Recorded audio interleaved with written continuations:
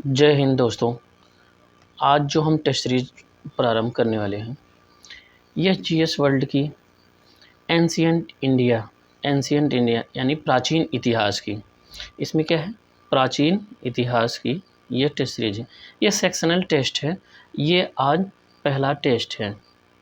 इसमें GS world के द्वारा जो है 20 टेस्ट प्रोवाइड किया गया है, जिसमें से कुछ फुल लेंथ के हैं और कुछ सेक्शनल है।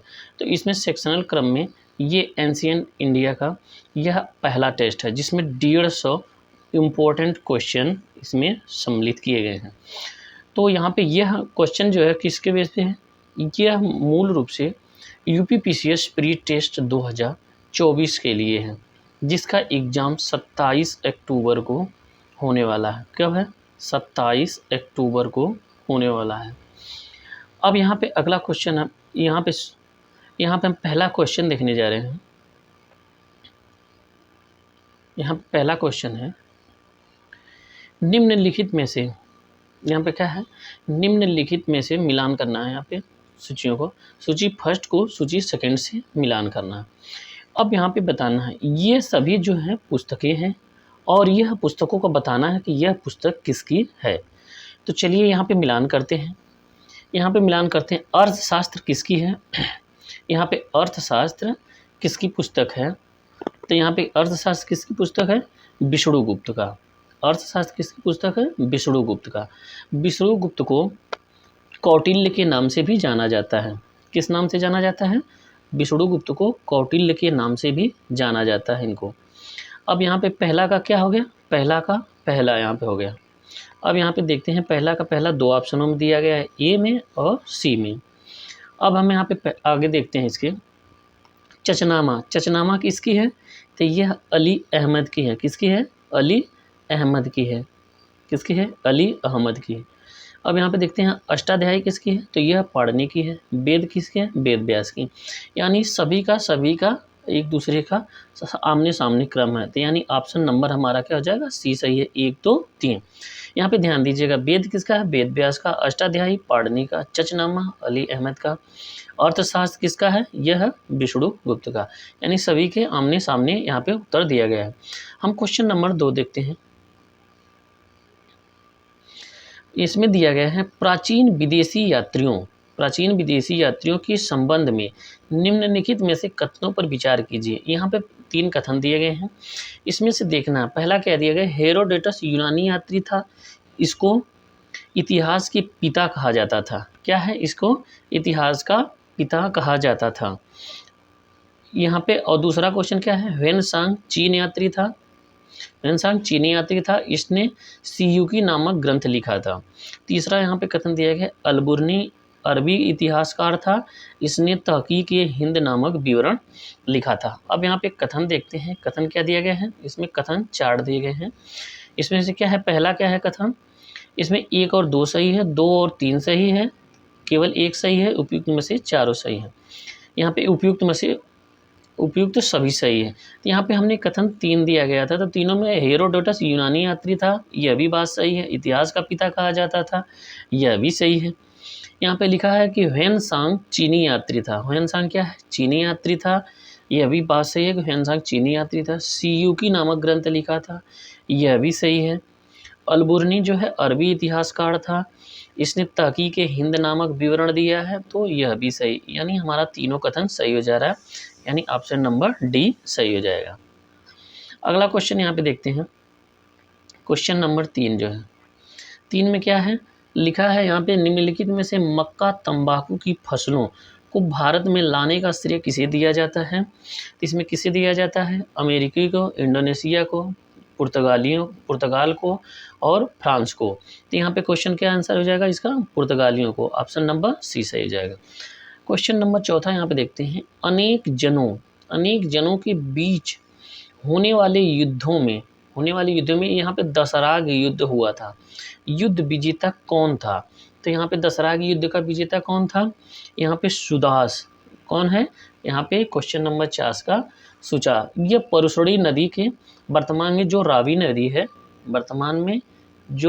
नदी है, इसको पहले परशुड़ी के नाम से जाना जाता था। क्या है? परशुड़ी परुश्री के नाम से जाना जाता था, उसी तट पे लड़ा गया था। तो यह रावी नदी के तट पर लड़ा गया था। यहाँ पे जिसमें सुदास ने 10 राजाओं को एक संग हराया था, एक साथ हराया था। किसने? यही सुदास ने। तो विजेता कौन हुआ? यही 10 राजाओं को एक साथ हराया था। अगला क्वेश्चन देखते हैं हम यहाँ पे। क्वेश्चन नंबर 5 दिया गया है, सूची का मिलान करना है। यहाँ पे कलिंग राजा खारवेल, तो यह किससे संबंधित है? यहाँ पे ABCD, यहाँ पे यह शासकों के नाम दिए गए हैं और यह अभिलेख का नाम दिया गया है। इसमें से मिलान हमें करना है। कलिंग राजा खारवेल यहाँ पे हाथी से संबंधित है। किसे? हाथी गुम्फा अभिलेख से संबंधित है। कलिंग राजा खारवेल हाथी गुम्फा से संबंधित है। और यहाँ पे गौतमी बलस्त्री कहाँ के हैं? तो यह नासिक अभिलेख से संबंधित है। पुलकेशिन द्वितीय कहाँ से है? यह ऐहोल अभिलेख से। बंगाल शासक विजय सिंह कहाँ से थे? तो यह देवपाड़ा अभिलेख से थे। यानी कि सभी का सभी से आमने सामने क्रम मैच खा रहा है। तो ऐसा ऑप्शन कौन सा है? यह C ऑप्शन सही हो जा रहा है। 1 2 3 यहाँ पे सही है। 5 का कौन सा है? C सही हो जा रहा है। हम यहाँ पे क्वेश्चन नंबर 6 देखते हैं। इसमें लिखा है ऐतिहासिक कालखंड। क्या लिखा है? ऐतिहासिक कालखंड के संबंध में निम्नलिखित कथनों पर विचार कीजिए। यहाँ पे 3 कथन दिए गए हैं। पहला इसमें दिया गया है कि जिस काल में मनुष्य ने घटनाओं का कोई लिखित विवरण उद्धृत नहीं किया, उसे प्रागैतिहासिक काल कहते हैं। यहाँ पे दूसरा कथन क्या दिया गया? मानव विकास के उस काल का इतिहास कहा जाता है जिसका विवरण लिखित रूप में उपलब्ध है। इसमें लिखित पहले वाले में उपलब्ध नहीं है, दूसरे में लिखित उपलब्ध है। तीसरा क्या लिखा है? आद्य ऐतिहासिक काल उस काल को कहते हैं जिस काल में लेखन कला का प्रचलन के बाद उपलब्ध लेख नहीं जा सके। तो यानी कि इसमें क्या है? उस काल को कहते हैं जिस काल में लेखन कला के प्रचलन के बाद लेख नहीं पढ़े जा सके। इसमें लेख नहीं पढ़ा जा सका। इसमें क्या है? विवरण लिखित रूप में उपलब्ध है, इसमें कोई लिखित विवरण उपलब्ध नहीं है। तो 6 का यहाँ पे क्या सही हो जाएगा? यहाँ पे 6 का C सही हो जाएगा। तीनों के तीनों कथन क्या है? सही है। जिसमें लिखित विवरण उपलब्ध नहीं है उसे प्रागैतिहासिक काल कहते हैं। जिसमें लिखित विवरण उपलब्ध है उसे इतिहास का मानव काल का इतिहास कहा जाता है। तो यह भी ऑप्शन सही है। आद्य ऐतिहासिक काल लिखा तो गया है लेकिन वह पढ़ा नहीं गया है, वो आद्य ऐतिहासिक काल। यानी उपयुक्त तीनों विकल्प यहाँ पे सही है। यहाँ पे क्वेश्चन नंबर 7 देखते हैं, प्रागैतिहासिक काल। यहाँ पे लिखा है क्वेश्चन नंबर 7, प्रागैतिहासिक काल के संबंध में निम्नलिखित कथनों पर विचार कीजिए। इसमें 3 कथन दिए गए हैं। इसमें बताना आग का आविष्कार जो है पूरा पाषाण काल में एवं पहिए का नव पाषाण काल में हुआ था। मनुष्य में अस्थायी निवास की प्रवृत्ति नव पाषाण काल में हुई थी। अस्थायी निवास की प्रवृत्ति नव पाषाण काल में हुई थी। तीसरा यहाँ पे ऑप्शन क्या कह रहा है?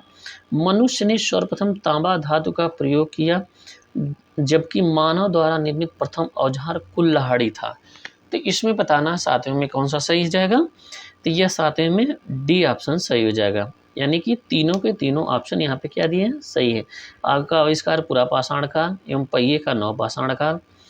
यहाँ पे ऑप्शन 2 है मनुष्य में अस्थायी निवास की प्रवृत्ति नव पाषाण काल में हुई, क्योंकि यहीं पे जाकर के खेती करना ये लोग सीखे। यहाँ पे तीसरा में क्या है? मनुष्य ने सर्वप्रथम तांबा धातु का प्रयोग किया। पहला औजार जो था वो कुल्हाड़ी था। यह भी सही है। यानी उपयुक्त तीनों विकल्प इसमें सही है। क्वेश्चन नंबर हम यहाँ पे 8वां देखते हैं। क्वेश्चन नंबर 8 दिया है, भारत में, यहाँ पे क्या लिखा है? भारत में सबसे प्राचीन नगर मोहनजोदड़ो था। निम्नलिखित में से किस भाषा में इसका अर्थ मृतकों का टीला होता है? किस भाषा में इसका अर्थ मृतकों का टीला होता है? तो इसमें बताना हिंदी, सिंधी, अरबी और अवधी है। तो इन चारों ऑप्शन में से कौन सा हो जाएगा? यहाँ पे सिंधी हो जाएगा। कौन सा हो जाएगा? सिंधु। इसे सिंधुवासी या सिंधु सभ्यता के नाम से जाना जाता था। यहाँ पे अगला क्वेश्चन देखते हैं, सिंधु घाटी सभ्यता। यहाँ पे क्या है, सिंधु घाटी सभ्यता का संबंध में निम्नलिखित कथनों पर विचार कीजिए। यहाँ पे 9वां का देखिए, यहाँ पे 3 कथन दिए गए हैं। इसमें लिख रहा है सिंधु घाटी, पहला क्या है, सिंधु घाटी लिपि लघु चित्रात्मक अभिलेख के रूप में है, तो यह कथन सही हो जा रहा है। दूसरा यहाँ पे दिया है सिंधु घाटी की लिपि बाईं ओर से दाएं लिखी जाती थी, बाईं ओर से दाएं मतलब लेफ्ट टू राइट लिखी जाती थी, तो यह भी कथन क्या है, सही है। तीसरा यहाँ पे कथन दिया गया, अभी तक सिंधु घाटी लिपि की व्याख्या नहीं की गई है और न ही यह लिपि आज तक स्पष्ट पढ़ी जा सकी है, तो यह भी कथन सही है। यानी उपयुक्त में से तीनों कथन सही हो जाएगा, सी ऑप्शन सही है। अगला क्वेश्चन यहाँ पे हम देखते हैं, क्वेश्चन नंबर 10। क्वेश्चन नंबर 10 में क्या है, दिशा का नाम दिया है और उत्तर वैदिक काल का यहाँ पे जिक्र किया गया है, तो मिलान करना है। यहाँ पे 10 का इसमें देखें मिलान करना है। पूर्व को क्या कहते थे, पूर्व को उत्तर वैदिक काल में दिशा का नाम, यह वर्तमान की दिशाएं हैं, यह क्या है, वर्तमान की दिशाएं हैं। और उत्तर वैदिक में क्या कहा जाता है, वो यहाँ पे दिया है। तो पूर्व में इसे प्राची बोलते थे, पूर्व प्राची। पश्चिम को प्रतीची बोलते थे, उत्तर को उदीची बोलते थे, दक्षिण को अवाची बोलते थे। यानी इसमें क्या है, 1 2 3 4 हो जाएगा, तो ये ऑप्शन नंबर क्या हो जाएगा, यहाँ पे सी हो जाएगा। क्वेश्चन नंबर 10 का ऑप्शन क्या है, सी सही हो जाएगा। यहाँ पे क्वेश्चन नंबर हम 11 देखते हैं। 11 में लिखा है निम्नलिखित है, 11 में लिखा है निम्नलिखित किस पुरुषार्थ को महाभारत में परम धर्म यहाँ कहा गया है, परम धर्म कहा गया है। तो 11 के यहाँ पे परम धर्म कहा गया है, तो यहाँ पे अर्थ को परम धर्म कहा जाता था। अर्थ क्या है, अर्थ पुरुषार्थ को महाभारत में परम धर्म कहा जाता था। यहाँ पे देखिए 4 पुरुषार्थों का उल्लेख किया गया है वेदों में। कौन कौन से, यहाँ पे धर्म, अर्थ, काम, मोक्ष, ये चारों धर्म थे। लेकिन परम धर्म इसमें कौन था, 4 धर्म थे। कौन कौन से, 4 पुरुषार्थ थे। क्या है, 4 पुरुषार्थ थे। पुरुषार्थ कितने प्रकार के हैं, 4 प्रकार के।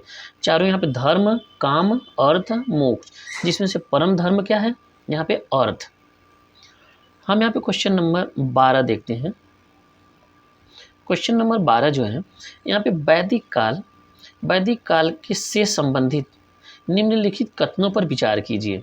इसमें 3 कथन दिए गए हैं, तीनों के यहाँ पे जिक्र करते हैं, देखते हैं। यहाँ पे लिखा है कि भक्ति की अवधारणा पहली बार श्वेताश्वर उपनिषद में अभिव्यक्त हुई थी, तो यह सही बात है। पहली बार भक्ति की अवधारणा श्वेताश्वर उपनिषद में अभिव्यक्त की गई थी। यहाँ पे दूसरा कथन क्या दिया, अवेस्ता ग्रंथ है उल्लेखित है किसमें, अहूर मजदा के समान ऋग्वेदिक देवता वरुण था। अवेस्ता ग्रंथ में उल्लेखित अहूर मजदा जो थे वो किसे, ऋग्वेदिक देवता वरुण था, तो यह भी कथन सही हो जा रहा है। तीसरा इसमें क्या दिया, यजुर्वेद जो था गद्य पद दोनों में लिखा गया था, तो यह फैक्ट क्वेश्चन है, कई बार यह प्रश्न किया हुआ है। तो यहाँ पे तीनों के तीनों कथन सही हो जा रहे हैं, तो ऑप्शन नंबर यहाँ पे क्या हो जाएगा, डी सही है। ऑप्शन नंबर क्या है, यहाँ पे डी सही हो जा रहा है। यहाँ पे क्वेश्चन नंबर हम यहाँ पे 13 देखते हैं, आर्यों से संबंधित है। यहाँ पे क्या है, आर्यों से संबंधित निम्नलिखित कथनों पर विचार कीजिए। यहाँ पे 3 कथन दिए गए हैं, पहले कथन को पढ़ लेते हैं, तब यहाँ पे ऑप्शन देखते हैं। पहला यहाँ पे क्या है 13 का, यहाँ पे पहला जो है आर्यों से संबंधित, यहाँ पे देख लीजिए, आर्यों से संबंधित यहाँ पे देखना है। अब यहाँ पे हम ऑप्शन को देखते हैं। यहाँ पे पहला कथन है, आर्यों को प्रिय पशु घोड़ा था, सर्वाधिक प्रिय देवता इंद्र थे, यह सही है। आर्यों का प्रिय पशु घोड़ा था, सर्वाधिक प्रिय देवता इंद्र थे, यह कथन सही है। दूसरा क्या है, यहाँ पे लेन देन में वस्तु विनिमय की प्रणाली प्रचलित थी, यह इतना तक तो सही है। ऋण देकर ब्याज लेने वाले व्यक्ति को वेकनाट या सूदखोर कहा जाता था, तो सूदखोर आज भी कहा जाता है, वेकनाट भी याद रखिएगा यहाँ पे, और सूदखोर, तो यह कथन यह भी सही है। तीसरा यहाँ पे दिया गया, आर्यों द्वारा खोजी गई प्रथम धातु लोहा थी, जिसे श्याम अस कहा जाता था, यह भी कथन सही है। यानी तीनों कथन सही है, उपयुक्त सभी, यानी ऑप्शन नंबर डी सही हो जाएगा। अगला क्वेश्चन हम यहाँ पे देखते हैं, क्वेश्चन नंबर 14, वैदिक काल। यहाँ पे क्या है, वैदिक काल से संबंधित निम्नलिखित कथनों पर विचार कीजिए। यहाँ पे देखिए क्या दिया गया है, पहला दिया गया है, मनुष्य एवं देवता के बीच मध्यस्थ भूमिका निभाने वाले देवता को अग्नि कहते थे। तभी तो अग्नि को साक्षी मान करके इसकी कोई भी संबंध को स्थापित किया जाता था। तो ये पहला कथन क्या है, यहाँ पे सही है। दूसरा कथन क्या है, यहाँ पे ऋग्वेद में उल्लिखित सभी नदियों में सरस्वती सबसे महत्वपूर्ण तथा पवित्र मानी जाती थी। यहाँ पे यह भी सही है। उत्तर वैदिक काल में इंद्र के स्थान पर प्रजापति सर्वाधिक प्रिय देवता हो गए थे। तो यह भी कथन सही है, यानी 14 का क्या हो जाएगा, सी सही हो जाएगा। उपयुक्त तीनों कथन सही है। क्वेश्चन नंबर हम यहाँ पे 15 देखते हैं। क्वेश्चन नंबर यहाँ पे 15, यहाँ पे सूची का मिलान किया गया। यहाँ पे एक तरफ देवता दिए गए हैं और दूसरा यहाँ पे उनका संबंध दिया गया है। तो यहाँ पे हमें मिलान करना है। यहाँ पे मिलान करना है तो यहाँ पे देखिए देव देवता जो थे वो देव को क्या कहते हैं, वो आकाश के देवता कहा जाता था। सोम क्या थे, सोम वनस्पति के देवता थे। अश्विन क्या थे, अश्विन विपत्तियों में काम आते थे, जब संकट आता था विपत्तियों को हरने का देवता, तो लोग जो है अश्विन को याद करते थे। पूषण क्या थे, पूषण यह पशुओं के देवता थे। किसके थे, पशुओं के देवता थे। यानी कि 1 2 3 4 यहाँ पे ऑप्शन क्या हो जाएगा, ऑप्शन नंबर सी सही हो जाएगा। यहाँ पे अगला क्वेश्चन देखते हैं, यहाँ 16 क्वेश्चन नंबर 16 का जिक्र करते हैं। उत्तर वैदिक काल में, यहाँ पे क्वेश्चन नंबर 16 क्या है, उत्तर वैदिक काल से संबंधित निम्नलिखित कथनों पर विचार कीजिए। किससे है, उत्तर वैदिक काल से। तो यहाँ पे कथन दिया गया है, उत्तर वैदिक काल में राजा के राज्याभिषेक के समय राजसूय यज्ञ का अनुष्ठान किया जाता था। तो यह कथन यहाँ पे क्या है, सही है, क्योंकि यहाँ पे उत्तर वैदिक काल में यहाँ पे जब भी देखे होंगे राम का घोड़ा किसने पकड़ा था, तो लवकुश ने वहाँ पे पकड़े थे। तो राजसूय यज्ञ में एक घोड़े को छोड़ा जाता था, वह समस्त राज्यों से होकर के जाता था। तो अगर वह सकुशल घोड़ा वापस लौट आता था तो यह माना जाता था कि यह राजसूय यज्ञ सफल हुई। तो यहाँ पे उत्तर वैदिक काल में राज्याभिषेक के समय राजसूय यज्ञ का अनुष्ठान किया जाता था। दूसरा यहाँ पे कथन दिया कि उत्तर वैदिक काल में वर्ण के आधार पर व्यवसाय की वजह जन्म से निर्धारित होने लगा। वर्ण के आधार पर जन्म से निर्धारित होने लगा, यानी राजा का पुत्र राजा। तो यहाँ पे जन्म से निर्धारित होने लगा, यह भी कथन सही है उत्तर वैदिक काल में। उत्तर वैदिक काल में हल को सिरा और हल रेखा को सीता कहा जाता था, यह भी ऑप्शन सही है। उत्तर वैदिक काल में निष्क शतमान मुद्रा की इकाई थी, यह भी कथन सही है। निष्क जो होता था वह हार होता था, आभूषण होता था, यानी कि इसमें चारों कथन सही हैं। ऑप्शन यहाँ पर डी हो जाएगा। यहाँ पे क्वेश्चन नंबर हम 17 देखते हैं। यहाँ पे 17 का जिक्र किया गया है। 17 के यहाँ पे दर्शन और इनके प्रवर्तक दिया गया है। यहाँ पे ये लोग दर्शन हैं और इनके प्रवर्तक, तो यहाँ पे मिलान करना है। तो आइए क्वेश्चन नंबर 17 का मिलान करते हैं। यहाँ पे लोकायत, तो लोकायत का यहाँ पे यह कई बार पूछा, तो यह चारवाक है। शाक्य का यहाँ पे कपिल है।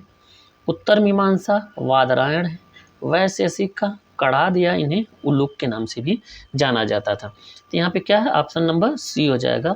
1 2 3 ऑप्शन नंबर सी हो जाएगा। 17 का कौन सा, ऑप्शन नंबर सी हो जाएगा। यहाँ पे क्वेश्चन नंबर हम 18 देखते हैं। सिंधु घाटी या हड़प्पा सभ्यता, सिंधु घाटी या हड़प्पा सभ्यता। पहले क्वेश्चन पढ़ लेते हैं, फिर ऑप्शन यहाँ पे देखते हैं। यहाँ पे क्वेश्चन नंबर 18 में क्या दिया गया है, सिंधु घाटी सभ्यता या हड़प्पा सभ्यता का संबंध में निम्नलिखित कथनों पर विचार कीजिए। तो यहाँ पे दिया गया है पहला कथन, पर्दा प्रथा वेश्यावृत्ति संदर्भ सभ्यता में प्रचलित थी।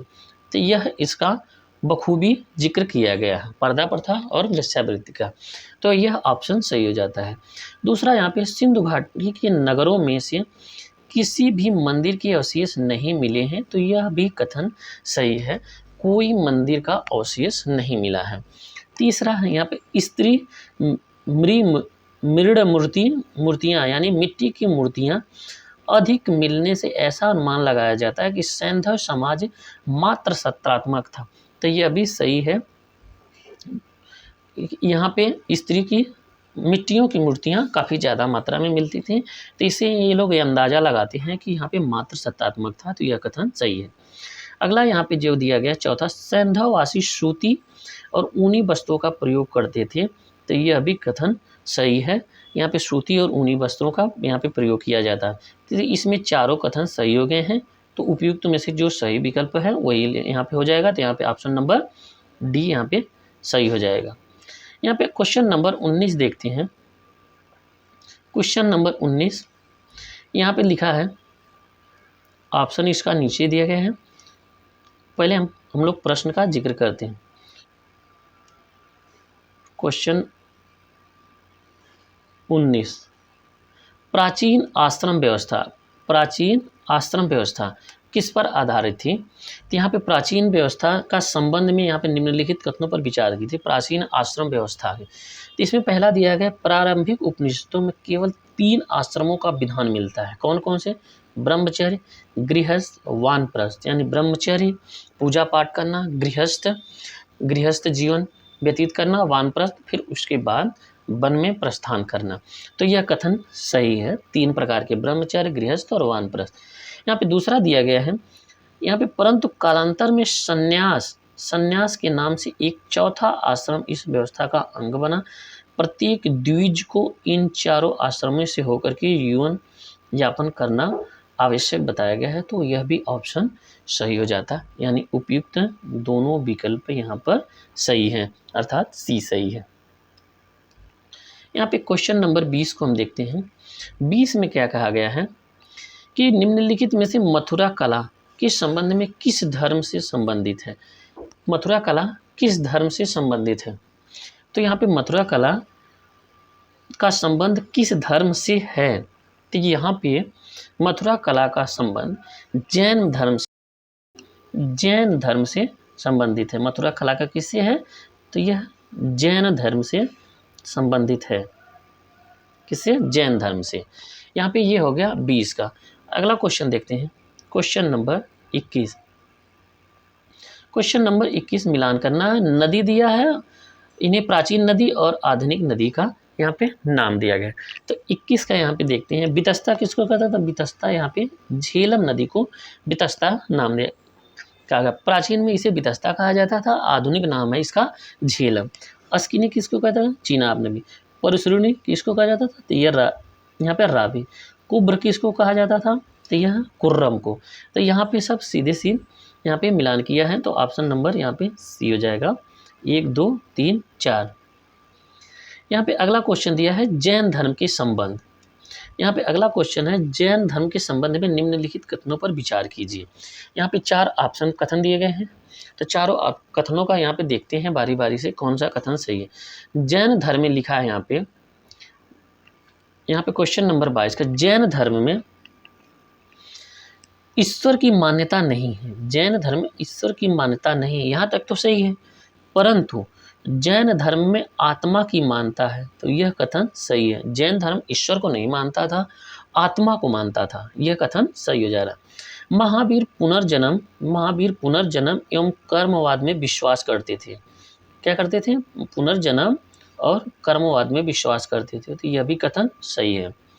अगला तीसरा यहाँ पे है, जैन धर्म की सप्तभंगी ज्ञान के अन्य नाम स्याद्वाद और अनेकांतवाद है, तो यह भी कथन क्या है? सही है, स्याद्वाद और अनेकांतवाद है।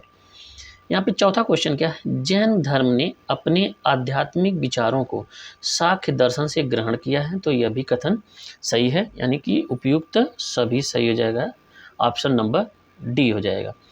यहाँ पे क्वेश्चन 23 का यहाँ पे जिक्र करते हैं। 23 नंबर में देखिए,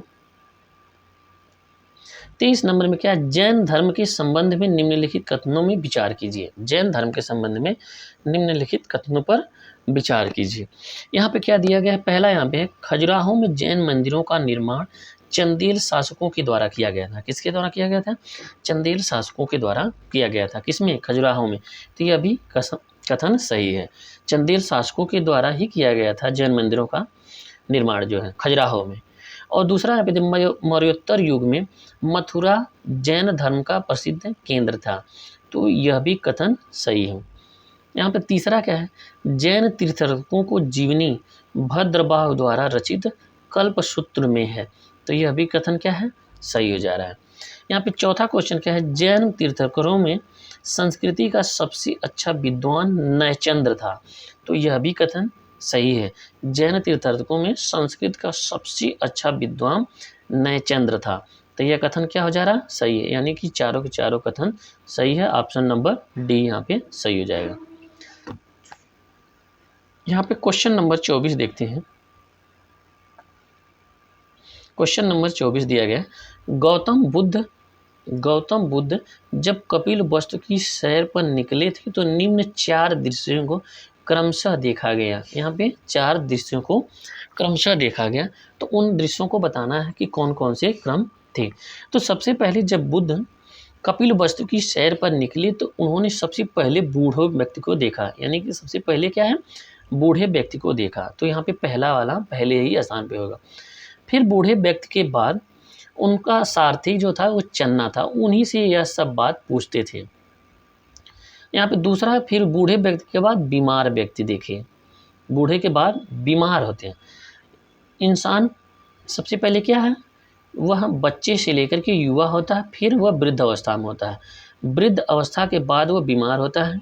बीमार के बाद उन्होंने तीसरे स्थान पर क्या, लाश दाह संस्कार हेतु।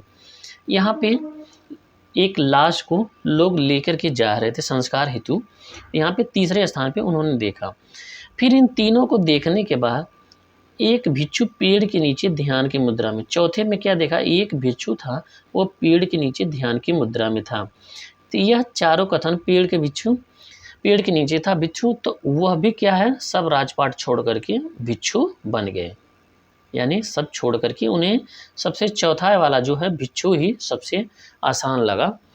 तो यानी ऑप्शन यहाँ पे कथन सी हो जाएगा। 1 2 3 4।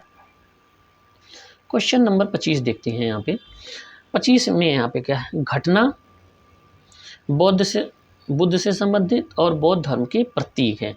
यहाँ पे जन्म में क्या था, जन्म का उनका प्रतीक क्या था, 25 का यहाँ पे देखना है। तो जन्म से क्या था, कमल एवं सांड थे। क्या था, कमल एवं सांड है। गृह त्याग क्या है, गृह त्याग घोड़ा से। यहाँ पे पीपल बोधि ज्ञान, पीपल बोधि क्या था, यहाँ पे पीपल बोधि में यानी कि पीपल जो वृक्ष है उसी के नीचे इन्हें ज्ञान का प्राप्ति हुई। निर्वाण में क्या है, इनका पदे चिन्ह मिला।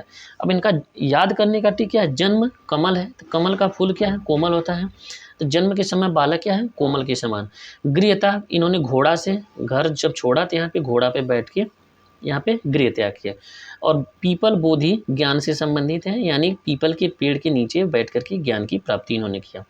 निर्वाण क्या है, निर्वाण जब हो गया यानी यहाँ पे इनको पद चिन्ह मिला। यहाँ पे ऑप्शन नंबर सी सही हो जाएगा। 1 2 3 4। यहाँ पे क्वेश्चन नंबर 26 का जिक्र करते हैं। क्वेश्चन नंबर 26 यहाँ पे दिया गया, बुद्ध ने सांसारिक दुखों के संबंध में 4 आर्य सत्यों का उपदेश दिया है। निम्नलिखित में से कौन सा इसमें शामिल नहीं है। तो यहाँ पे दुख समुदाय, दुख निरोध, दुख प्रति छाया। तो यहाँ पे 26 में क्या है, यह तीनों तो सही है, लेकिन यहाँ पे दुख प्रति छाया इसमें शामिल नहीं है। 26 का क्या हो जाएगा, यहाँ पे डी सही हो जाएगा 26 का। अगला क्वेश्चन देखते हैं। यहाँ पे 27, शैव धर्म।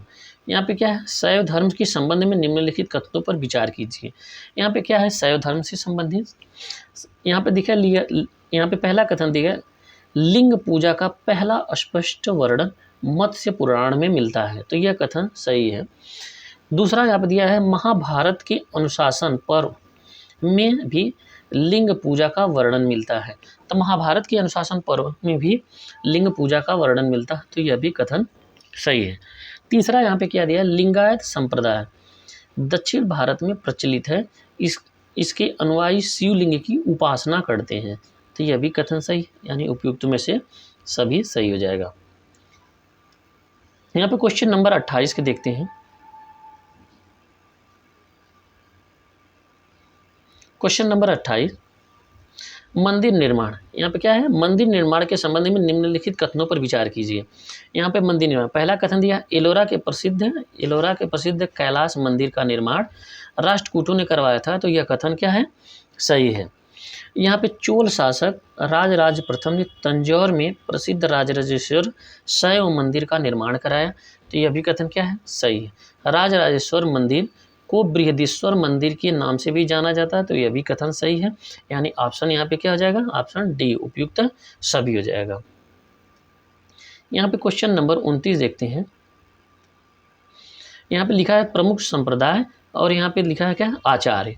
यहाँ पे क्या है, देखिए वैष्णव संप्रदाय किससे थे, यहाँ पे क्वेश्चन नंबर 29 है वैष्णव संप्रदाय।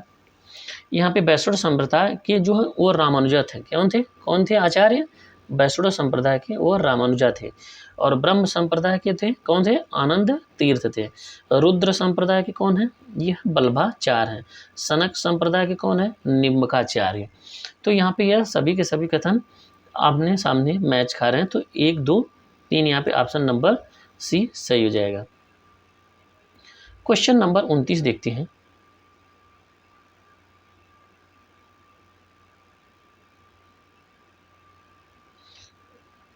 सॉरी 29 हो गया, क्वेश्चन नंबर 30। क्वेश्चन नंबर 30 का जिक्र करते हैं। महाकाव्य, यहाँ पे दिया गया है महाकाव्य काल के संबंध में निम्नलिखित कथनों में से विचार कीजिए।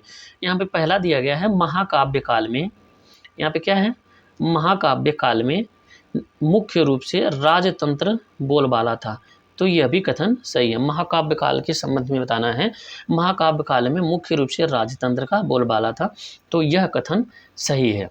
अब यहाँ पे देखते हैं दूसरा क्या है, महाभारत में 5 गणतंत्र राज्यों का उल्लेख मिलता है, तो यह भी कथन सही है। इन 5 में एक संघ था जिसके अध्यक्ष कृष्ण थे और इस संघ के अंतर्गत प्रत्येक गण स्वायत्त शासन प्राप्त था, यह भी कथन सही है। उपयुक्त तीनों कथन सही, उपयुक्त सभी, ऑप्शन नंबर डी हो जाएगा। यहाँ पे क्वेश्चन 31 देखते हैं।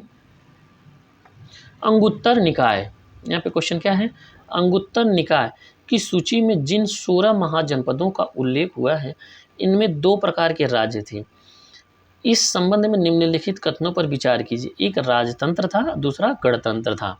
तो यहाँ पर राजतंत्र में क्या होता, राज्य का अध्यक्ष राजा होता था, और गणतंत्र में ऐसे राज्यों का शासन राजा द्वारा न होकर के गण या संघ होता था। तो यहाँ पे दोनों के दोनों कथन क्या है, सत्य हो जा रहे हैं। उपयुक्त विकल्प सी सही है। 31 का कौन सा सी हो जा रहा है, 31 का सी सही है।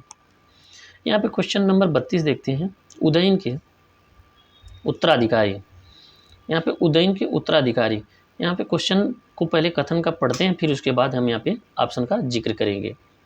क्वेश्चन बड़े हैं, तो यहाँ पे उदयन के उत्तराधिकारी तथा हर्यक वंश, उदयन के उत्तराधिकारी वंश के अंत के संबंध में निम्नलिखित कथनों पर विचार कीजिए। यहाँ पे दिया गया है, पहला क्या है, पे बौद्ध ग्रंथों में उदयन के 3 पुत्रों का उल्लेख, इन तीनों को प्रीत्यहंता के कहा जाता है, यानी प्रीत्यहंता मतलब पिता की हत्या करने वाला, तो यह ऑप्शन क्या है, सही हो जा रहा है। यहाँ पे क्या है, दूसरा अंतिम राजा नागदशक कुछ प्रसिद्ध था, पुराण में इसे दर्शक कहा गया है। ये तीनों शासक अत्यंत निर्भर और विलासी थे, यह भी कथन सही है। क्वेश्चन नंबर यहाँ पे देखिए कथन तीसरा दिया गया है। जनता ने इन्हें प्रीत्यहंताओं को सिंहासन से उतारकर शिशुनाग नामक एक योग्य अमात्य को राजा बनाया, और मगध में जिस नवीन वंश का स्थापना हुई वह सैसु नागवंश के नाम से प्रसिद्ध है, तो यह भी कथन सही है। यानी ऑप्शन यहाँ पे डी हो जाएगा, ऑप्शन यहाँ पे डी हो जाएगा। यहाँ पे देख लीजिए एक बार क्वेश्चन को, इसमें उदयन के उत्तराधिकारी तथा हर्यक वंश के में संबंध बताना। इसमें 3 कथन दिए गए। बौद्ध ग्रंथों में उदयन के 3 पुत्र थे, तीनों को प्रीत्यहंता कहा जाता था, यानी पिता की हत्या करने वाला, यह भी सही है। अंतिम राजा नागदशक कुछ प्रसिद्ध था, पुराण में इसे दर्शक कहा गया है, यह भी कथन सही है। जनता ने प्रीत्यहंताओं को सिंहासन से उतार दिया, शिशुनाग नामक एक योग्य अमात्य को राजा बनाया, जिसे शिशुनाग वंश के नाम से प्रसिद्ध हुआ, तो यह भी कथन सही है। यानी तीनों ऑप्शन यहाँ पे सही हो जा रहा है। यहाँ पे 33 नंबर क्वेश्चन देखते हैं। जैन धर्म के संस्थापक एवं प्रथम तीर्थंकर कौन थे, तो यहाँ पे 33 का क्या हो जाएगा, ऋषभ देव। कौन है, ऋषभ देव जैन धर्म के, और 24वें जैन धर्म के तीर्थंकर महावीर स्वामी हो जाते हैं। लेकिन यहाँ पे ऑप्शन का जैन धर्म के प्रथम संस्थापक एवं प्रथम तीर्थंकर कौन है, तो यहाँ पे ऋषभ देव हो जा रहा है। क्वेश्चन नंबर यहाँ पे हम 34 देखते हैं। 34 यहाँ पे क्वेश्चन नंबर देखते हैं। क्वेश्चन बड़ा है, कथन को पहले हम स्पष्ट करते हैं, फिर उसके बाद ऑप्शन को देखेंगे। यहाँ पे मगध साम्राज्य के बारे में जिक्र किया गया। मगध साम्राज्य के संबंध में निम्नलिखित कथनों पर विचार कीजिए। यहाँ पे पहला क्या दिया है, मगध की आर्थिक समृद्धि ने राजधानी पाटलिपुत्र को शिक्षा एवं साहित्य का प्रमुख केंद्र बना दिया। तो इसकी आर्थिक समृद्धि ने ही यहाँ पे शिक्षा और साहित्य का प्रमुख केंद्र बनाया था। तो यह कथन सही हो जा रहा है। यहाँ पे दूसरा जो दिया है, व्याकरणाचार्य पाणिनि महापदम नंद के मित्र थे। उन्होंने पाटलिपुत्र में ही रहकर के शिक्षा पाई थी। तो यह भी कथन सही है। तीसरा यहाँ पे क्या दिया है, तीसरा दिया गया, मगध महाजनपद की सीमा उत्तर में गंगा से, दक्षिण में बिंद से पर्वत तक, पूर्व में चंपा से, पश्चिम में सोन नदी तक विस्तृत थी। तो यह भी कथन क्या है, सही हो जा रहा है। यानी कि तीनों के तीनों कथन क्या है, सत्य हैं। तो विकल्प क्या है, उपयुक्त सभी विकल्प सही हो जाएगा। Option number D, option number D यहाँ पे सही हो जाएगा। यहाँ पे क्वेश्चन नंबर 35 देखते हैं। क्वेश्चन नंबर 35, इसमें क्वेश्चन बड़ा होने के कारण जो है पूरी डिस्प्ले पे नहीं आ रहे हैं, इसलिए हम कथन को पहले जिक्र करते हैं, फिर उसके बाद ऑप्शन को देखते हैं। तो क्वेश्चन नंबर यहाँ पे 35, सिकंदर के प्रशासनिक विभाजन, सिकंदर के निम्नलिखित में कथनों पर विचार कीजिए। निम्नलिखित कथनों पर विचार कीजिए। यह क्वेश्चन नंबर 35 है। क्वेश्चन नंबर 35, सिकंदर के आगमन के पूर्व और पश्चिमोत्तर भारत अनेक छोटे छोटे राज्यों में विभक्त था। तो यह भी कथन सही है। सिकंदर ने उन्हें विजित कर इन भागों में राजनीतिक एकता स्थापित की। तो यह कथन क्या हो जा रहा है, सही हो जा रहा है। यह कथन क्या है, यहाँ पे सही है। दूसरा इसमें दिया, उसने संपूर्ण प्रदेश को 4 प्रशासनिक इकाइयों में विभक्त किया। तो यह भी कथन सही है। तीसरा यहाँ पे ऑप्शन हो जा रहा है, उसने सिंधु नदी के निचले भाग में जो राज्य स्थापित किया उसका छत्र पिथोन को बनाया। अपने इस कार्य द्वारा सिकंदर ने अप्रत्यक्ष रूप से भारतीय एकता में प्रोत्साहित किया। तो यह भी कथन सही है। यानी तीनों कथन क्या हो जा रहे हैं, तीनों कथन सही हो जा रहे हैं। तो उपयुक्त में से यहाँ पे क्या हो जाएगा, तीनों कथन सही हो जाएंगे। अगला क्वेश्चन देखते हैं। अगला क्वेश्चन है यहाँ पे, किस मुस्लिम शासक के सिक्कों पर देवी लक्ष्मी की आकृति बनी हुई है।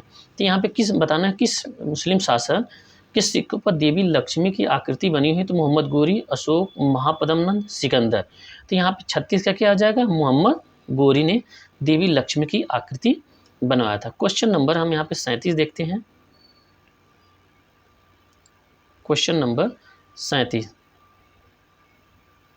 यहाँ पे 37 है, लोथल नामक प्रसिद्ध, यहाँ 37 मौर्य काल में शिक्षा ग्रहण करने का सर्वाधिक प्रसिद्ध केंद्र कहाँ पे था। तो यहाँ पे 37 का क्या हो जाएगा, तक्षशिला था। मौर्य काल में कहाँ पे था, तक्षशिला सबसे प्रसिद्ध केंद्र था। यहाँ पे क्वेश्चन नंबर 38 है, लोथल नामक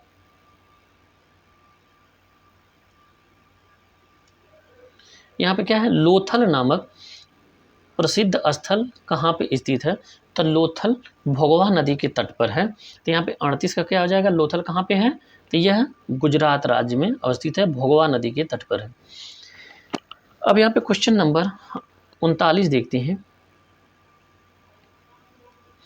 निम्नलिखित कथन ए एवं बी को पढ़कर के नीचे दिए गए कूट के माध्यम से सही उत्तर का चयन कीजिए। यहाँ पे पहला ऑप्शन दिया गया है, यहाँ पे 39 का, विश्व के सभी भागों में ईस्वी पूर्व 6वीं शताब्दी एक महान धार्मिक उथल पुथल का काल था। तो यह कथन क्या हो जा रहा है, सही हो जा रहा है। इस दौरान वैदिक धर्म बहुत जटिल हो चुका था। तो यह भी कथन सही है। यानी बी हो जाएगा, दोनों ए एवं बी दोनों ऑप्शन सही है। यहाँ पे अगला क्वेश्चन देखते हैं।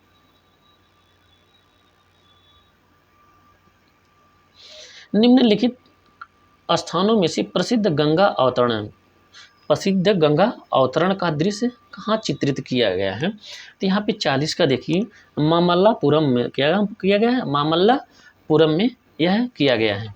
40 का क्या हो जाएगा? बी। ये मामल्लापुरम है कहाँ? तो यह मद्रास में है। कहाँ पे है? यह मद्रास में अवस्थित है। मद्रास में अवस्थित है, जहाँ पे प्रसिद्ध गंगा अवतरण का दृश्य चित्रित किया गया है। क्वेश्चन नंबर 41 देखते हैं। निम्नलिखित में से द्वितीय राजतरंगड़ी के रचनाकार कौन है? द्वितीय राजतरंगड़ी के रचनाकार कौन है? तो यहाँ पे राजतरंगड़ी के जयदेव हैं यहाँ पे इसके रचनाकार। यहाँ पे क्वेश्चन नंबर 42 का जिक्र करते हैं, देखते हैं। यहाँ पे शिलालेख का नाम और उसको बताना है कि वह किस स्थान पे अवस्थित है। इधर शिलालेख के नाम दिए गए हैं और यह स्थान। गिरनार का उल्लेख कहाँ पे है? गिरनार कहाँ पे है? गिर गुजरात में। धौली शिलालेख कहाँ पे है? धौली जो है यह पूरी उड़ीसा में अवस्थित है। और यहाँ पे एर्रीगुड़ी शिलालेख कहाँ पे है? यह आंध्र में है। कालसी शिलालेख कहाँ पे है? यह उत्तराखंड में। तो ऑप्शन क्या है यहाँ पे? डी सही हो जाएगा। ऑप्शन क्या है? 1 2 3 4 हो जाएगा। क्वेश्चन नंबर यहाँ पे 43 देखते हैं। क्वेश्चन नंबर 43, यहाँ पे युद्ध का प्रारंभ मनुष्यों के मस्तिष्क में होता है, यह किस ग्रंथ में उल्लेखित किया गया है? तो यहाँ पे क्वेश्चन नंबर 43 का क्या है? यह अथर्ववेद में इसका जिक्र किया गया है कि युद्ध का प्रारंभ मनुष्य के मस्तिष्क में होता है। यहाँ पे अगला क्वेश्चन देखते हैं। मौर्य दरबार में मिस्र के राजा टालमी फिलाडेल्फी का दूत कौन था?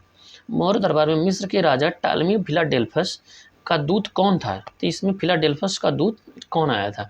तो क्वेश्चन नंबर यहाँ पे 44 देखते हैं। यहाँ पे डायोनिसियस, यहाँ पे कई बार क्वेश्चन पूछ चुका है, यह डायोनिसियस था। कौन था? डायोनिसियस था। 44। क्वेश्चन नंबर 45 का जिक्र करते हैं।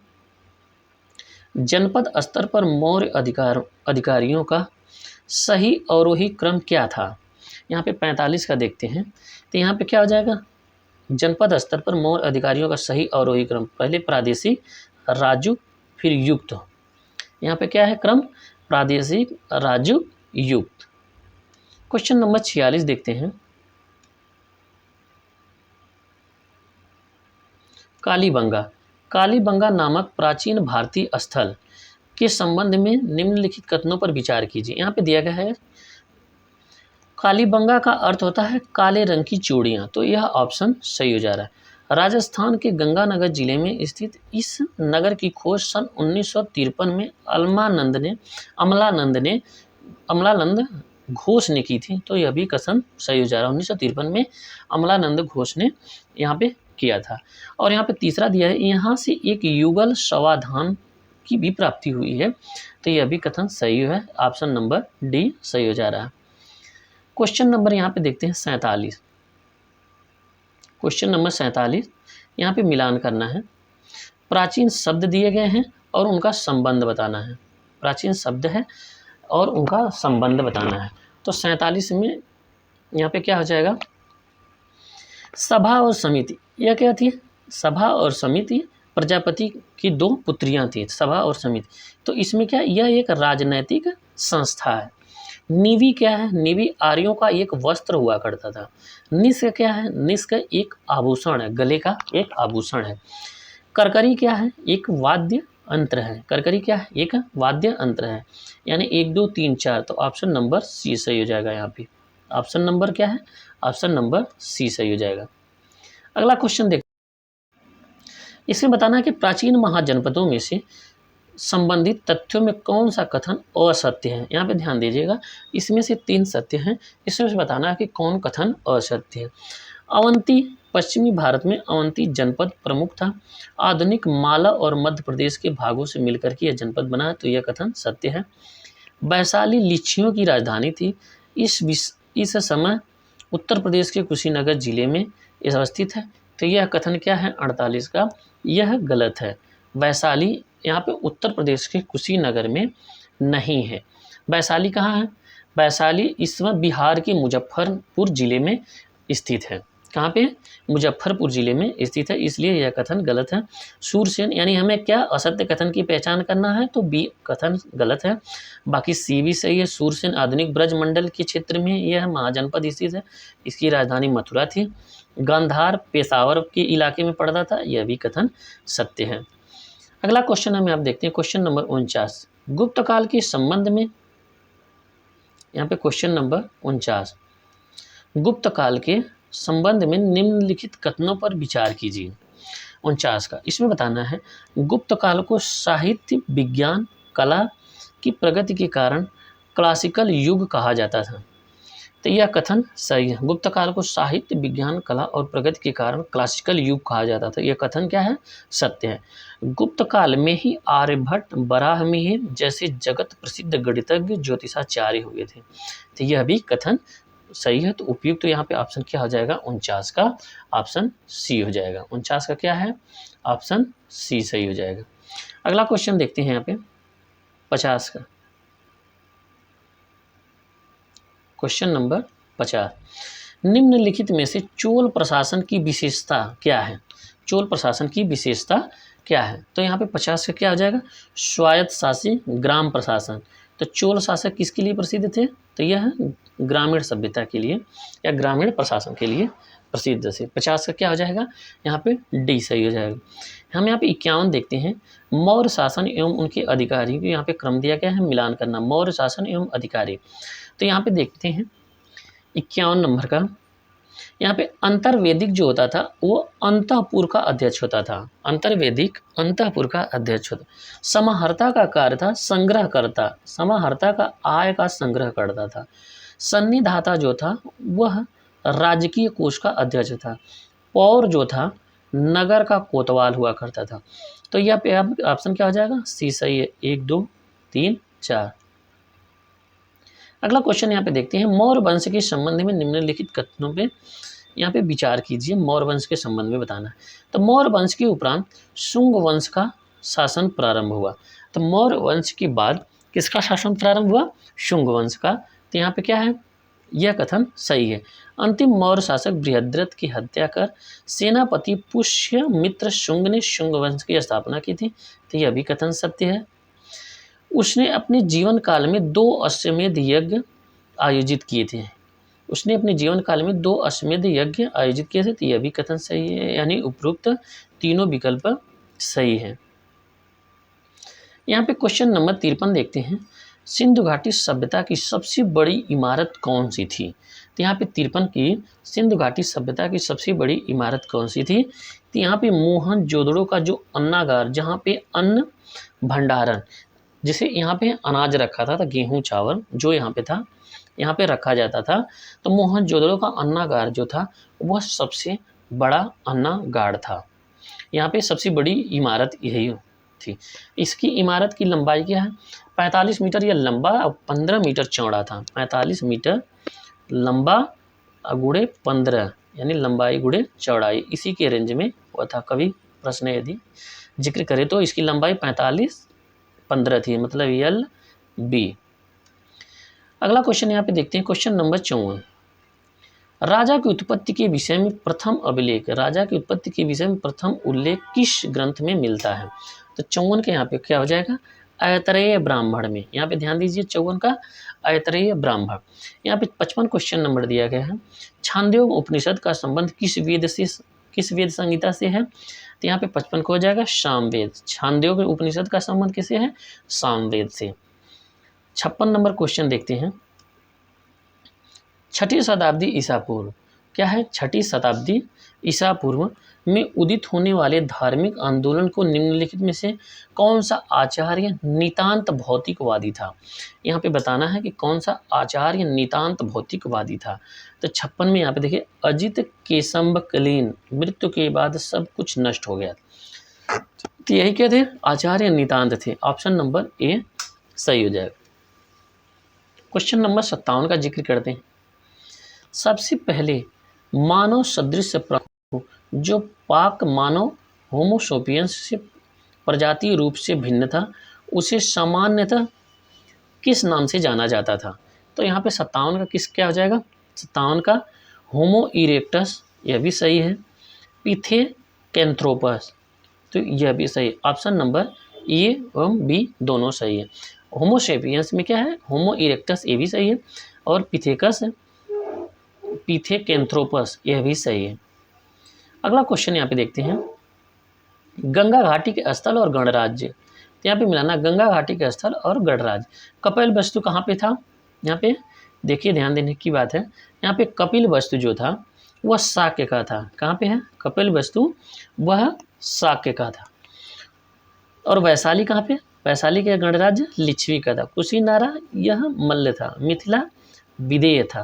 तो यानी कि ऑप्शन नंबर यहाँ पे सी सही हो जाएगा। 1 2 3 4। अगला क्वेश्चन यहाँ पे देखते हैं, क्वेश्चन नंबर 59, प्रसिद्ध नैमिषारण्य तीर्थ। प्रसिद्ध नैमिषारण्य तीर्थ संबंध निम्नलिखित कथनों पर विचार कीजिए। प्रसिद्ध नैमिषारण्य तीर्थ उत्तर प्रदेश के सीतापुर जिले के गोमती नदी के तट पर स्थित है। तो यह कथन सत्य है। यहाँ पे सोमयावती अमावस्या को मेला लगता है। तो यह भी कथन सत्य है।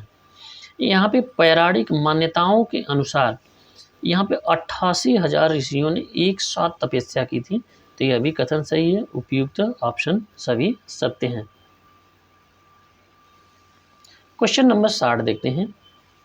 इसमें 60 में चंद्रगुप्त मौर्य के संबंध में निम्नलिखित कथनों पर विचार कीजिए। यहाँ पे 3 कथन दिए गए हैं। यहाँ पे क्वेश्चन नंबर 60 का बताना है। यहाँ पे क्वेश्चन नंबर 60 चंद्रगुप्त मौर्य के बारे में। तो यहाँ पे पहला ऑप्शन जो दिया है कि सर्वप्रथम सर विलियम जोन्स ने सेंट्रोकोटस की पहचान चंद्रगुप्त मौर्य से की थी। सर विलियम जोन्स ने सेंट्रोकोटस की पहचान चंद्रगुप्त मौर्य से की थी। तो यह कथन सत्य है। ग्रीक एवं लैटिन लेखों में चंद्रगुप्त को क्रमशः सेंट्रोकोटस और एंड्रोकोटस के नाम से जाना जाता था। चंद्रगुप्त को क्या है, ग्रीक एवं और लैटिन शब्दों में क्या है, सेंट्रोकोटस एंड्रोकोटस के नाम से जाना जाता था। तो यह भी कथन सत्य है। रुद्रदामन के जूनागढ़ अभिलेख में उन्हें चंद्रगुप्त के नाम से संबोधित किया गया था। तो यह भी कथन सत्य है। यानी उपयुक्त सभी सही हो जाएगा। Option number D. 61 का देखते हैं। क्वेश्चन नंबर 61 का, प्राचीन भारतीय करों के संबंध में निम्नलिखित कथनों पर विचार कीजिए। प्राचीन भारतीय करों के संबंध में कर क्या है, यहाँ पे देखिए क्वेश्चन नंबर 61 में यहाँ पे क्या है, प्राचीन भारत में भाग एवं बलि राजस्व के स्रोत थे। यह भी कथन सत्य है। कौटिल्य के अर्थशास्त्र के अनुसार भूमि का मालिक राजा हुआ करता था। यह भी कथन सत्य है। अर्थशास्त्र में बलि का तात्पर्य उपकर से है। यह भी कथन सत्य है। यानी उपयुक्त सभी सही है। अगला क्वेश्चन यहाँ पे देखते हैं, question number 62। Question number 62, Ashok के राजस्व के संबंध में निम्नलिखित कथनों पर विचार कीजिए। यहाँ पे बताना अशोक के यहाँ पे राजस्व संबंधित, यहाँ पे 62 का, अशोक ने अपनी लुम्बिनी यात्रा में भाग क्या भू राजस्व राशि का 1/6 से घटा करके 1/8 कर दी थी। तो यह बात सत्य है। राज्य की भूमि की व्यवस्था करने वाला प्रधान अधिकारी सीता अध्यक्ष कहलाता था। तो यह भी कथन सत्य है। यानी उपयुक्त डी सही हो जाएगा। यानी दोनों कथन सत्य हैं। क्वेश्चन नंबर 62 देखते हैं। Question number 63, question number 63, Ashok के सारनाथ स्तंभ के संबंध में निम्नलिखित कथनों पर विचार कीजिए। अशोक के सारनाथ, यहाँ पे क्वेश्चन नंबर 63 दें। इसमें कहा गया है कि सारनाथ स्तंभ धर्मचक्र प्रवर्तन का निर्माण अशोक ने करवाया था। तो यह बात सत्य है। इसको भारत के राष्ट्रीय चिन्ह के रूप में स्वीकार किया गया था। यह भी कथन सत्य है। मौर्य युगीन सभी स्तंभ बलुआ पत्थरों से निर्मित हैं। तो यह भी कथन सत्य है। यानी तीनों ऑप्शन सत्य हैं। यहाँ पे ऑप्शन पे ध्यान दीजिएगा, नीचे कथन जो दिए गए हैं ABCD, इसमें क्या हो जाएगा, उपयुक्त में से सभी सी ऑप्शन सही हो जाएगा। यहाँ पे क्या है, सी ऑप्शन सही हो जाएगा। 64 का यहाँ पे देखते हैं, प्राचीन शतरंज के संबंध में निम्नलिखित कथनों पर विचार कीजिए। प्राचीन शतरंज के संबंध में निम्नलिखित कथनों पर विचार कीजिए। इसमें क्या थे, यह उन प्रारंभिक खेलों में से एक है जो चतुरंग नामक युद्ध खेल में के रूप में विकसित हुआ था। चतुरंग, तो यह भी कथन सत्य है। यह भारतीय महाकाव्य महाभारत में उल्लेखित एक युद्ध व्यूह रचना का सांस्कृतिक नाम है। यह भी कथन सत्य है। गुप्त काल के दौरान शतरंज का खेल हुआ था, तो यह भी सही है। गुप्त काल के दौरान शतरंज का खेल का उद्भव जो हुआ था वह भारत में हुआ था, यानी तीनों ऑप्शन सही है। 64 का सी सही हो जाएगा। उपयुक्त सभी।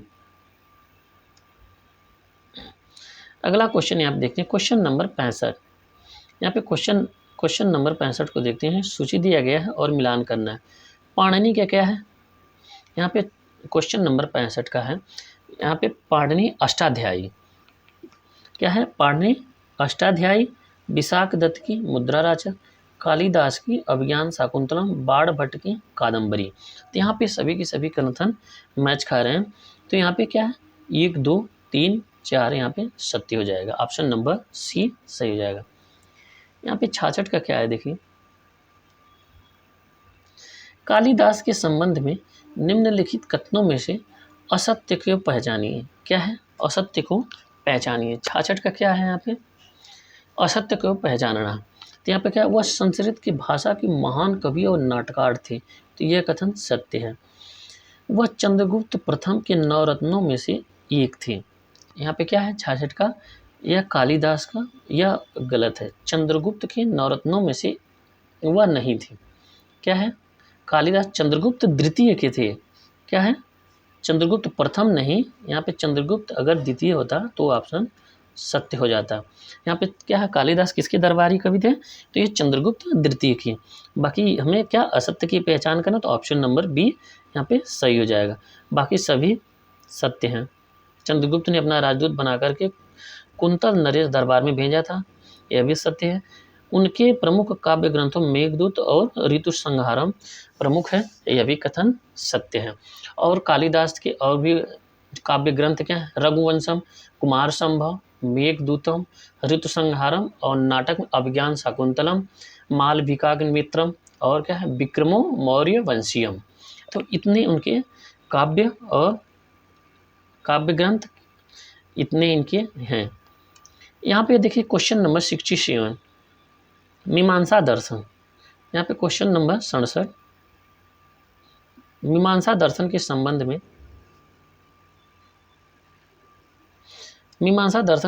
में यहाँ पे बताना, निम्नलिखित कथनों पर विचार कीजिए मीमांसा दर्शन के संबंध में। तो यहाँ पे क्या है मीमांसा दर्शन? यहाँ पे पक्ष प्रतिपक्ष को लेकर के वेद वाक्यों में वर्णित अर्थ की विचार के नाम से मीमांसा जाना जाता है। तो यह कथन क्या हो जा रहा है? कथन सत्य हो जा रहा है। मीमांसा दर्शन यहाँ पे क्या है? पहला कथन सत्य हो जा रहा है। दूसरा क्या है? कुमारिल भट्ट मीमांसा दर्शन के प्रमुख आचार्य थे, तो यह भी कथन सत्य है। जैमिनी ने मीमांसा दर्शन में वर्णाश्रम व्यवस्था का वर्णन किया था, तो यह भी कथन सही है। तो मीमांसा के अंतर्गत ये तीनों के तीनों कथन सही है, तो ऑप्शन क्या हो जाएगा? उपयुक्त सभी, विकल्प डी सही। अगला क्वेश्चन यहाँ पे हम देखते हैं, क्वेश्चन नंबर 68। क्वेश्चन नंबर 68, प्राचीन संगम काल के संबंध में निम्नलिखित कथनों पर विचार कीजिए। यहाँ पे 68 में क्या हो जा रहा है? यहाँ पे प्राचीन संगम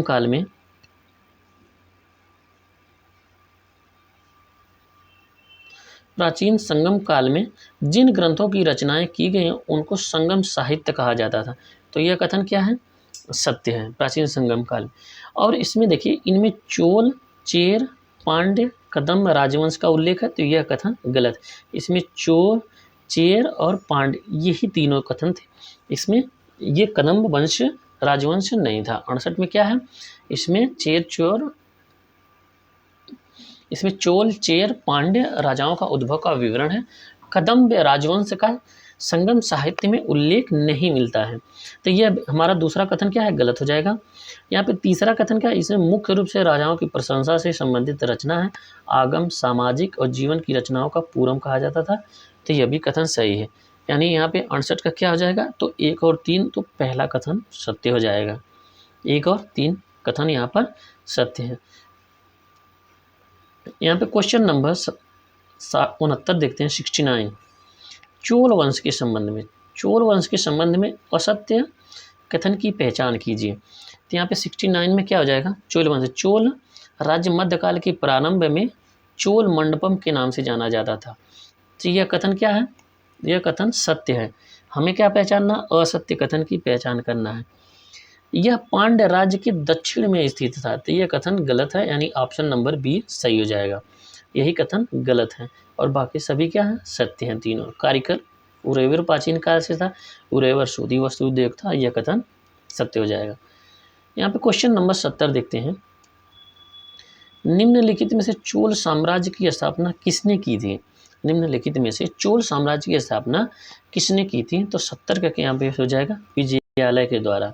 ऑप्शन 70 का सी सही है, विजयालय के द्वारा। क्वेश्चन नंबर 71 को देखते हैं। कनिष्क के संबंध में निम्नलिखित कथनों पर विचार कीजिए।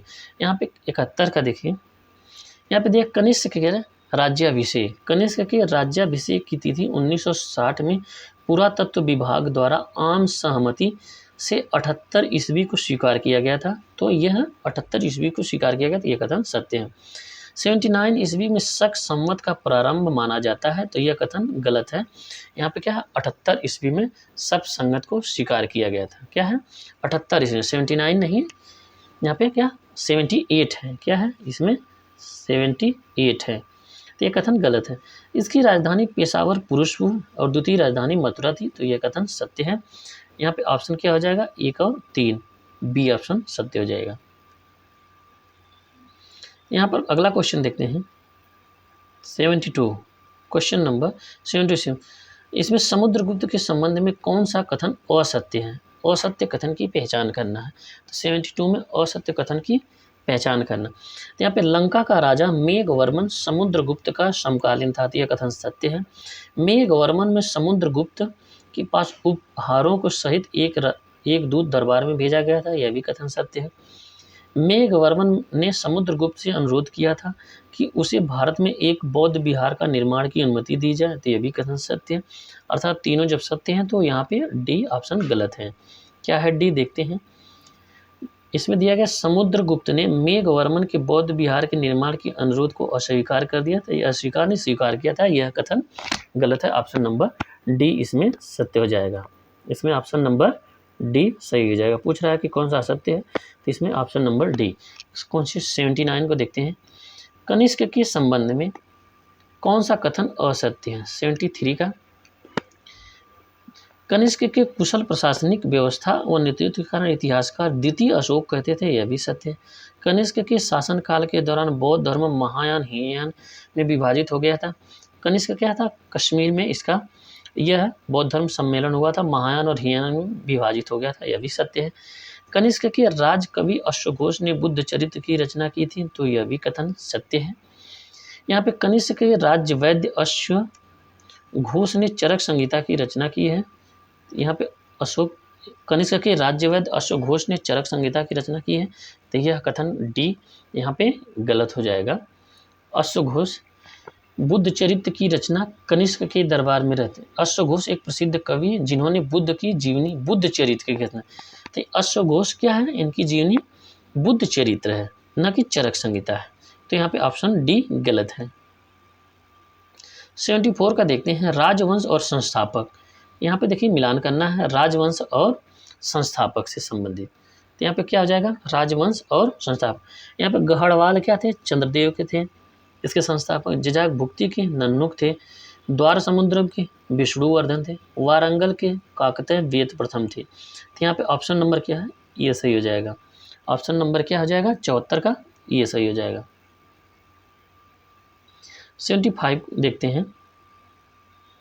75 जो है, भीमबेटका के संबंध में निम्नलिखित कथनों पर विचार कीजिए। भीमबेटका के संबंध में निम्नलिखित कथनों पर विचार कीजिए। यहाँ पे 75, इसमें क्या, भीमबेटका मध्य प्रदेश के रायसीना जिले में स्थित है। एक पूरा पाषाणिक आवासीय पूरा स्थल है। तो यह कथन सत्य है।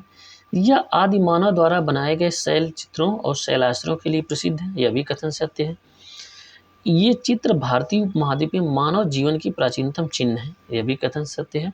अर्थात यहाँ पे उपयुक्त विकल्प सी सही हो जाएगा। तो यहाँ पे हमने 75 क्वेश्चन का जिक्र किया।